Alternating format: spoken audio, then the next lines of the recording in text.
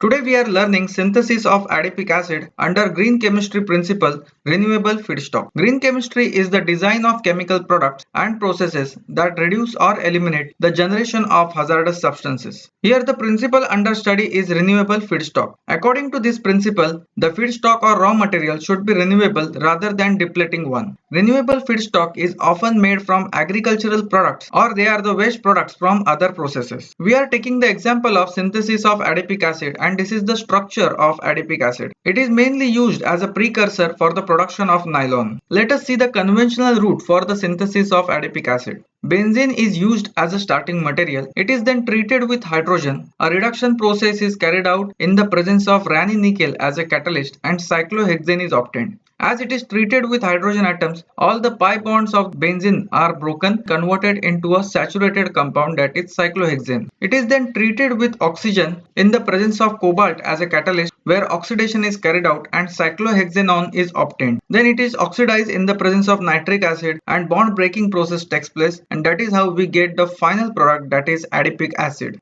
In the greener route, we use glucose as a starting material and we know that glucose is a renewable material. Now adipic acid will be produced from glucose which is a renewable material. Glucose is treated with E. coli bacteria to produce 3-dehydroshikimate. The same product is again treated with E. coli to get cis-cis-muconic acid.